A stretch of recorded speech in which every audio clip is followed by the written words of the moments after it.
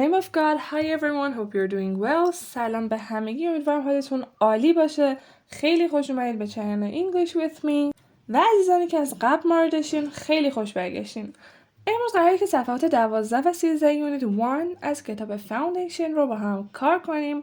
پس بریم سراغ ویدیو. شروع کنیم و خب میگه choose the correct answer، جواب صحیح رو انتخاب کنیم. Here we have multiple text. ما اینجا متنای چندگانه رو داریم، یعنی قراره چند تا متن مختلف رو بخونیم و بعد یه سری سوال که از کل این چند تا اومده رو جواب بدیم. و توی این قسمت میخوایم با هر گونه Google Translate دیکشنری و اینها کلا خداحافظی کنیم و یاد بگیریم که چجوری میتونیم از توی متن جواب سوالامون رو در بیاریم، حتی اگه معنی یه لغت رو نمیدونیم. Part 5. You're going to read an article about the daily life of 3 teenagers from different countries. Skim the text once quickly, underline the activities that you do in your daily routine. خب شما قرار هستش اینجا یه مقاله کوچیکی رو در مورد زندگی 3 تا تینیجر بخونید که از کشورهای مختلفی هستن. They're from different countries. و skim the text once quickly. skim یعنی چی؟ اسکیم کردن یه نوع روش خوندنه که یعنی متن رو سریع بخونین، یه ایده کلی ازش بگیرین و یعنی زیاد وارد جزئیات نشید. و خب از اونجایی که گوگل ترنسلیت و دیکشنری و اینا وجود نداره، پس ما نگران معنی کلماتی که نمیدونیم نیستیم و به جزئیات زیاد توجه نکنید که تایمتون نگذره. اگه معنی یه چیزی نمیدونید اوکی رهاش کنید، بریم جلو ببینید که بقیه‌اش داره چی میگه. ولی از اونورم با دقت بخونین که یعنی مجبور نشین یه جمله رو میخونین بگین من حواسم نبود، برگردین دوباره بخونین. مفید و سریع بخونین. مفید هم که یعنی کارهای خاص، اسمای خاص یا مثلا یه تایم مخصوصی برای یه کاری میده، اونا رو دقت کنین. الانم 2 دقیقه به خودتون تایم بدین و این 3 تا متن رو بخونین که بعدش با هم دیگه بخونیم. و خب پس فهمیدیم که skim the text once quickly یعنی یک بار به صورت سریع اسکیم کنید و underline the activities that you do in your daily routine و فعالیت‌هایی رو که شما خودتون در daily روتینتون روزمره‌تون انجام میدید رو زیرش خط بکشین. A day in the life. 3 college students from around the world tell us about their daily routine. خب قراره یه روز زندگیشون رو با هم بررسی کنیم و دیلی روتینشون رو، و چون که میخوایم افعال جدید، لغات جدید و اینها رو با هم بررسی کنیم، ما با سرعت کمتری پیش میریم که معنیاشون رو بگیم و یاد بگیریم و در صورتی که شما تو آزمون آیلتس احتیاج ندارید متن رو ترجمه کنید. ما اینجا قراره که با هم ترجمه کنیم که نکات رو بگیم. فرقی نداره از کجا شروع کنین، به خاطر اینکه 3 تا متن جدا از همه. مثلا میتونید حتی از مایکل شروع کنین یا حتی از اون بالا از لینا، ولی ما برای مثال میخوایم الان از ایوا شروع کنیم. Ava from Australia. I'm from a small town in Queensland. Most people in Australia live near the coast, but we live on a cattle farm in the center of the country. خب ایوا داره چی میگه؟ میگه من از یه شهر کوچیک در کویزلند هستم. انش خونده نمیشه، کویزلند. و most people بیشتر مردم in Australia در استرالیا live near the coast نزدیک ساحل زندگی میکنن. But we live on a cattle farm in the center of the country. ولی ما توی یه مزرعه‌ای که حالا دامداری داره در مرکز کشور زندگی میکنیم. خب یعنی چی در مرکز کشور زندگی میکنیم؟ یعنی فاصله زیادی با ساحل داریم. الان برای مثال شما اینجا نمیدونین معنی coast میشه ساحل. خب اوکی ادامه میدیم. We live in a cattle farm in the center of the country. پس اینجا به ما نکته‌ای که میگه اینه که در مرکز کشور زندگی میکنن. I get up at around 7 a.m. and have breakfast. ساعت 7 صبح بیدار میشم و صبحانه میخورم. have رو هم که گفتیم برای خوردن صبحانه، نهار و کلاً غذا و نوشیدنی جامد میاد. My mom teaches at my college, so I usually go with her in the car instead of taking the bus. My mom, مامان من. اینجا دقت بفرمایید mom M-U-M اومده که در بریتیش به این صورت هست. اگر امریکن بود M-O-M بود. Teaches at my college. مامانش تو دانشگاهشون تدریس میکنه. So I usually go with her in the car. پس من معمولاً با اون میرم، با ماشین مادرم میرم instead of به جای این که taking the bus اتوبوس بگیرم. دقت بفرمایید که بعد از instead of معمولاً فرم ing میاد. Instead of talking, instead of taking, instead of doing, instead of going. و معمولاً به این صورت هست. College starts at 8:30 a.m. and finishes at 4 p.m. خب کالج در ساعت 8:30 شروع میشه و در ساعت 4 هست تموم میشه. چرا گفتیم finishes؟ به خاطر اینکه کالج مفرده. ولی اگر مثلا میگفتیم classes دیگه اون موقع میگفتیم finish.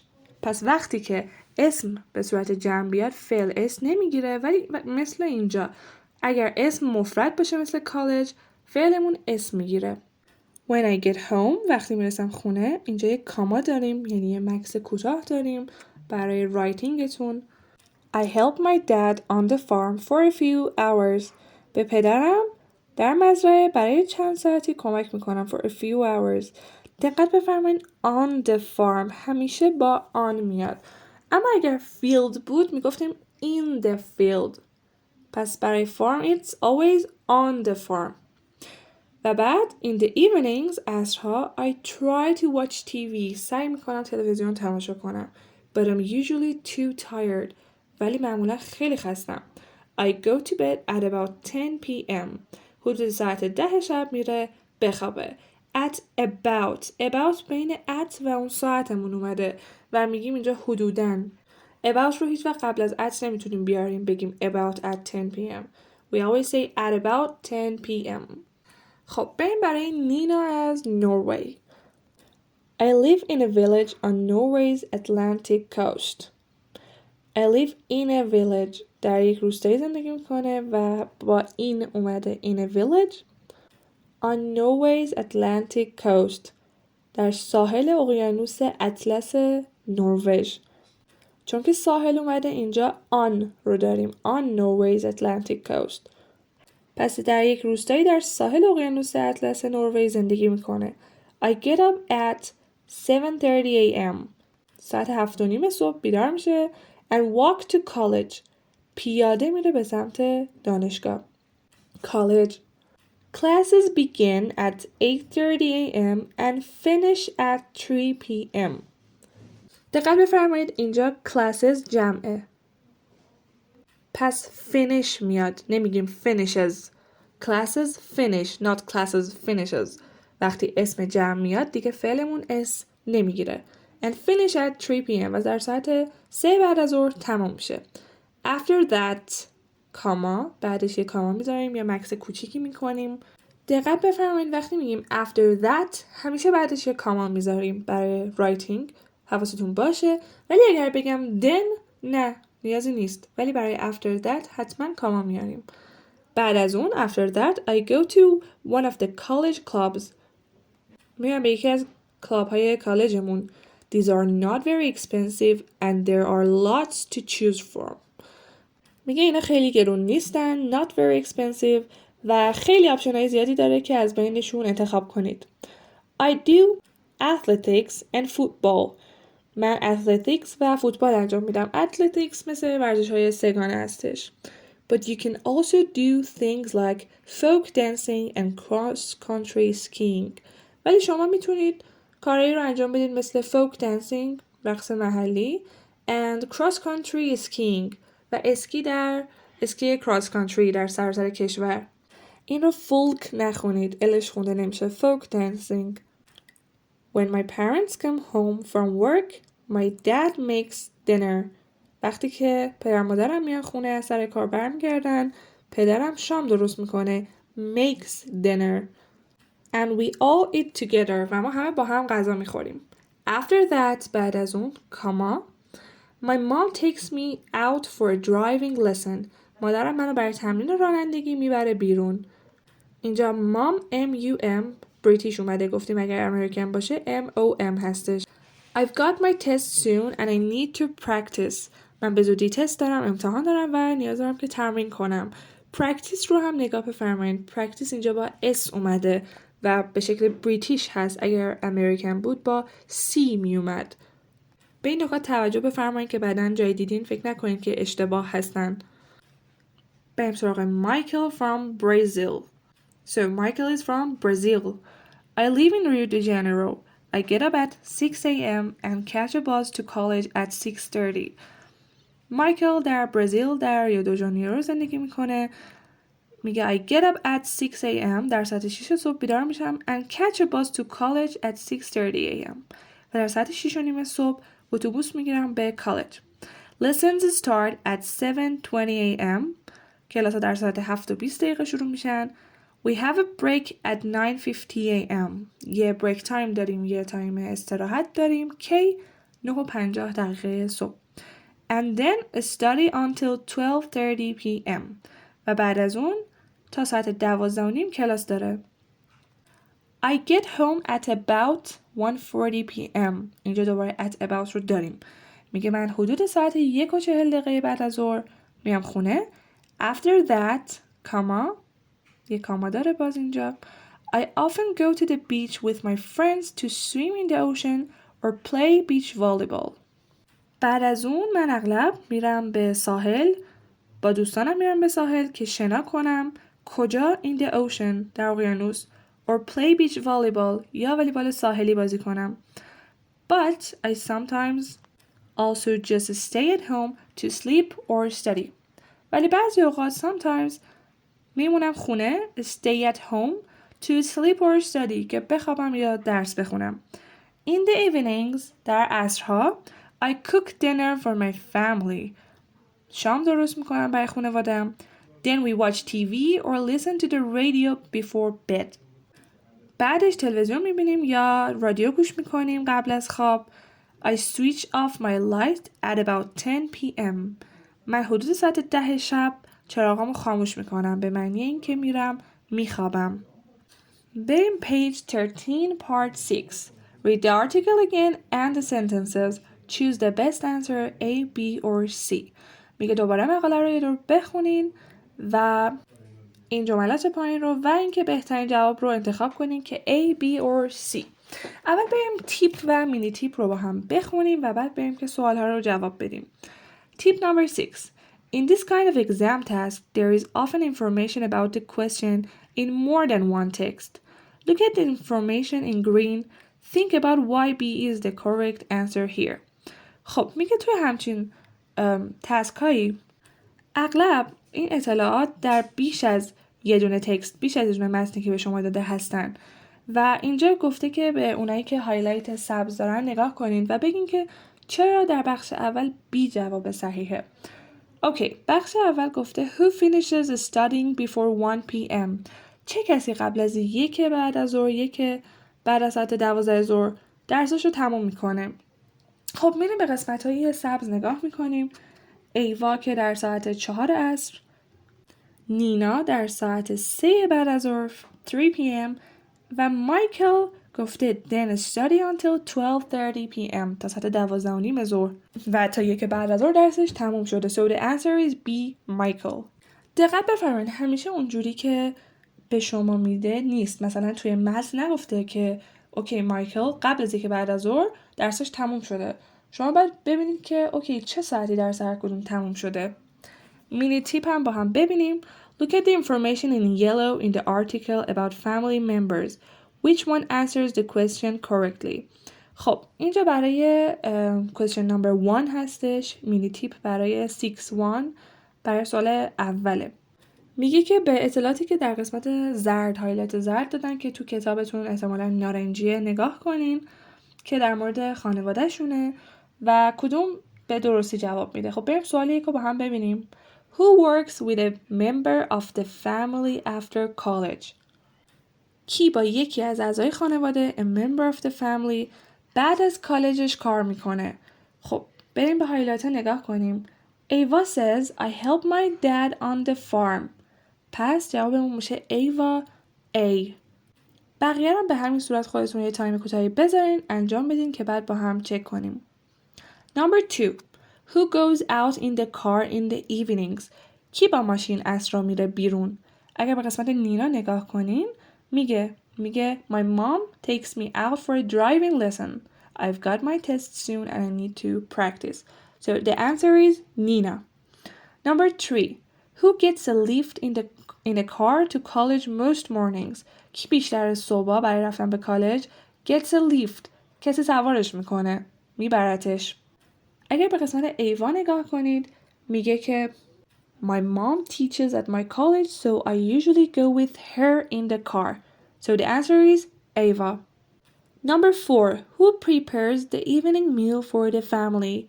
اگر به مایکل نگاه کنید میگه In the evenings I cook dinner for my family. So the answer is Michael. Number 5. Who pays to do extra activities in the afternoons? کی پول پرداخت میکنه که فعالیت‌های اضافی در بعد از ظهر انجام بده؟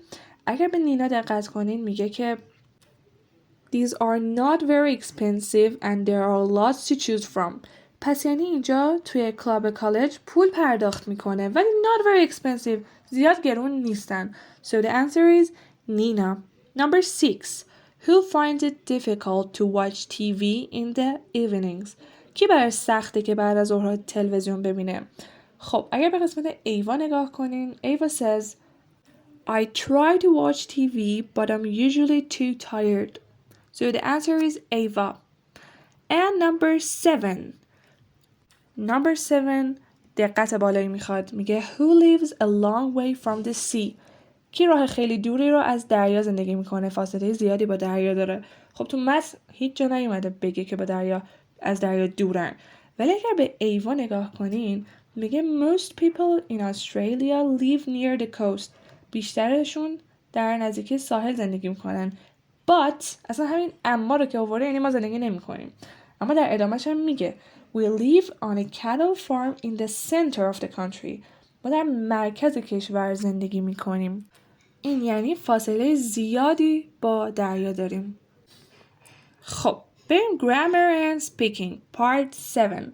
Read the grammar box then match the questions 1 to 3 with the answers A to C. خب ما میخوایم با هم اینجا باکس grammar رو ببینیم که در مورد present simple و زمان حال ساده است. present حال و simple هم ساده. اینجا توی این باکسی که میبینید ما فعلا رو به چند تا گروه تقسیم کردیم به خاطر اسپلینگی که دارن. یه سری فعلا regular verbs هستن و یعنی با قاعدن که الان با هم بررسی میکنیم و کلا این 4 تا گروپی که در پایین اومده. Group 1 regular verbs افعال با قاعده که برای I, you, we, they we say get up but for he, she, it we say gets up. پس یعنی ما برای شخص سوم در انتها اس میاریم مثل get up که میشه gets up. اما اونایی که به s, ch, sh, x ختم میشن x منظورش حالتهای دیگه است. در اینجا میبینیم که es گرفتن. I watch, he watches, she watches. Verbs ending in a consonant گروه افعالی که به یک کانسوننت ختم میشن و به یک y. Consonant یعنی یه حرف بی صدا مثل try. For example we say I try hard. خب ما میایم y انتهایی رو حذف میکنیم و به جاش ies میذاریم. He tries hard. She cries. He cries. و فعلهای به این صورت ies میگیرن. اگه فعلی مثل play داشته باشیم چی؟ آیا ies میگیریم؟ نه. اینجا ما y رو حذف نمی کنیم چون که قبل از y ما دیگه کانسوننتی وجود نداره. یه a اومده برای play. پس میشه I play, she plays. یه vowel اومده. برای گروه 4 فعلایی که به o, s, s, c, h, s, h ختم میشن برای شخص سومشون es میگیرن. He goes. I do but he does. It does. She does. به صورت کلی بخوایم مثالا رو یه بار دیگه با هم بگیم. از group 1 I get up, you get up, we get up, they get up. But she gets up, he gets up, it gets up. و دقت بفرمایید این اس جمع نیست. اس فعله که نسبت میده به سوم شخص مفرد به third person. ایت هم میتونه برای اشیا بیاد یا برای حیوانات یا کلن برای ایده ها و تفکرات اشاره میکنه. خب باز حالا جلوتر میریم مثالای جدید میبینید و کلن دیگه present simple رو باهاش آشنا میشین و دیگه حتی نیازی به حفظ کردن قاعده هاش هم نیست. دیگه خود به خود میدونید که هر جا باید چجوری تلفظ بشه و گوشتون کاملا آشنا میشه. در قسمت پایین adverbs of frequency قیود تکرار مثل never, sometimes, often, usually و always که در پایین داریم. یعنی چی؟ frequency از فرکانس میاد، یعنی یه بسامد خاصی داره تکرار میشه، یه فرکانس خاصی داره، یعنی ما هر چند وقت یک بار اون کار رو داریم انجام میدیم که از 0 تا 100% هستن. never هیچ وقت 0% اصلا احتمالش نیست. I never wash the dishes. برای sometimes میشه حدود 25%. بعضی اوقات انجام میدیم. often اغلب اوقات 50% اوقات. usually معمولاً 75%، خیلی نزدیک به همیشه. I usually do this. من معمولاً انجام میدم. و always یعنی 100% مواقع. خب حالا با توجه به چیزایی که گفتیم میتونین سوالای پایین رو جواب بدین. یه دقیقه تایم بذارین و بعد با هم چک کنیم. Number 1. What do we use the present simple for? ما برای چی حال ساده رو استفاده میکنیم؟ The answer is B. To talk about everyday routines and habits. که در مورد daily روتین و عاداتمون، habit همون صحبت کنیم. Number 2. Why do we use adverbs of frequency? قیود تکرار رو واسه چی استفاده میکنیم؟ The answer is C. To say how often we do something. که بگیم هر چند وقت یه بار اون کار رو ما انجام میدیم. And number 3. What do verbs for he, she, it end in? انتهاشون به چی ختم میشه؟ The answer is A. S. Part 8.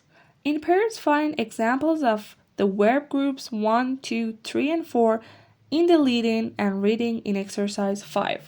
خب به صورت جفتی به صورت گروهی قرار هستش که نمونه هایی، مثال هایی از این گروپس هایی که گفتیم در قسمت present simple پیدا کنین. از کجا؟ از پارت 5 صفحه قبل از توی متن. من براتون یه سری نمونه هاش رو الان میگم.